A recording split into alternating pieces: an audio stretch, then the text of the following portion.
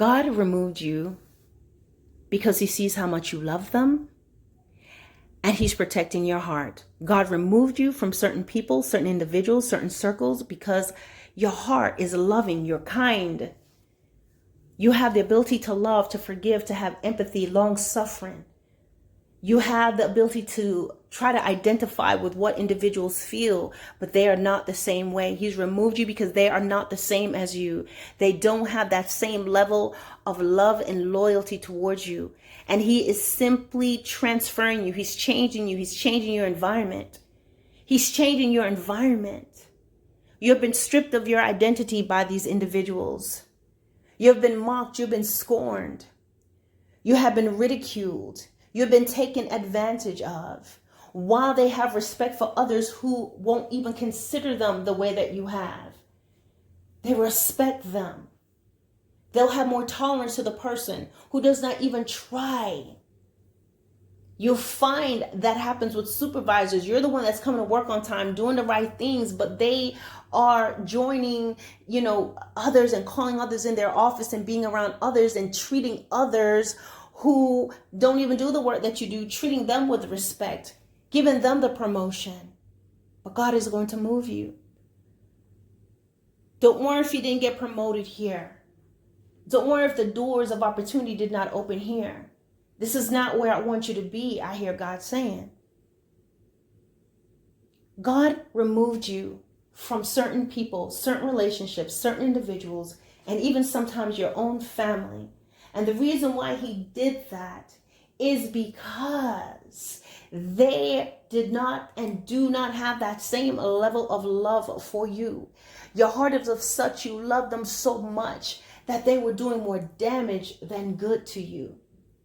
And because there is a work and there are people that's in this world that you can reach with those attributes, God is removing you. He has removed you before they utterly destroyed you. God is going to get you around people who are loyal, who are faithful, who are like-minded, those who will appreciate what you bring to the table. And they'll not only be looking at what you bring to the table, but they will also be reciprocating that. You'll be able to sharpen one another. You'll be able to strengthen one another. You may not necessarily even be seeing this person face to face in all cases, but God will send you strength and encouragement and friendships from afar.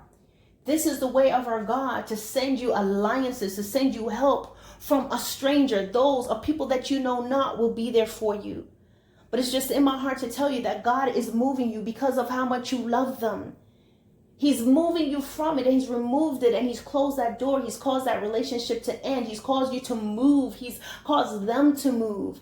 He's caused you to finally have the strength. He spoke to you and said, time to close the door here. And the reason why he's doing that is because the way you love them, they will use it and they will destroy you. They will use your loyalty against you. They will use your patience against you. They will use your temperance against you. They will use your meekness against you. It is an unclean spirit in which they operate. And God is saying, if I don't remove you, you will not be able to do the work that I've called you to do. The whole purpose of the enemy is to stop you and to destroy you. And the way to get you is through your heart. And many times the enemy is going to use those that's closest to you. Could be your children, could be your husband, could be your wife, could be a close friend. It could be your parents, it could be your siblings, it could be your relatives. It could be that best friend that you've had.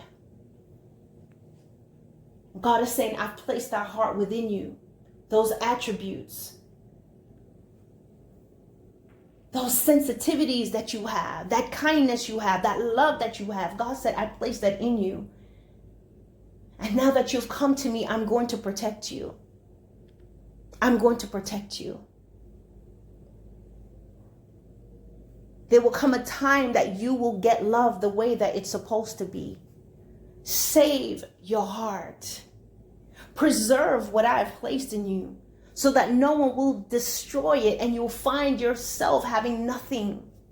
How can I give you someone that loves like you love when you have squandered it? You've cast your pearls before swine.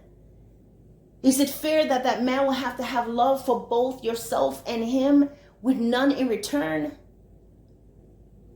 God is protecting you. God is protecting your pearls. God is protecting your heart. God is protecting your gifts. He's removing you out of these ministries that have hampered you for a long time. He's removing you from these places that's made you feel shame for having the gifts and having the gifts of knowing and exhortation. They've shamed you because you have unknowing. You have a wisdom that comes from God. They make you feel that it's wrong for you to share. And they've disrespected you. They've put a coat of shame upon you. You have lost your identity, and God says, I am bringing your identity back to you, but I must remove you from this environment. Do not go back to the places in which I've commanded you to close the doors. You're not in rebellion. You're not strange. You're not alone. I am with you. The angels of the Lord are encamped round about you. But I'm removing you from among the adders and the asps and the asp and the serpents and the vipers. Because they see that you're special and they want to destroy you, and I will not let them. God says, I removed you because of how much you love them. And it is not that I don't want you to love them or I don't want you to love. But God is saying you must learn my wisdom. You must learn my wisdom. The Lord says, do you not know that I love those who have had to say, depart from me, and will say, depart from me? Because if I simply opened up heaven's gates to someone simply because I love them, in spite of the fact that they've chosen darkness, they've chosen to indulge and to delve into their soulish impulses and desires, they've chosen the power of darkness, then heaven will not be the place that it is.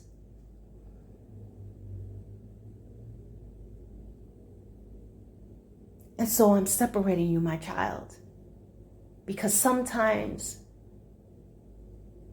the enemy is content to just infect others, to keep you from your purpose, to keep you from being on the straight and narrow, to even keep you stuck on the path on the straight and narrow. I will give you love my way. I will show you love my way. But before you're in a position to accept it and to be able to minister and to help others as I have called you to do, I must first heal you. And that's why you're pulled away. No, there's nothing wrong with you. No, you are not crazy. I'm pulling you away from the elements. There's a great deal of wickedness and evil that's going on out there. Don't mistake the calm as peace. It's not.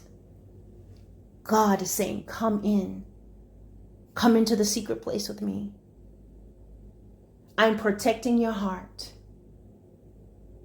I'm protecting your heart. I'm preserving your heart.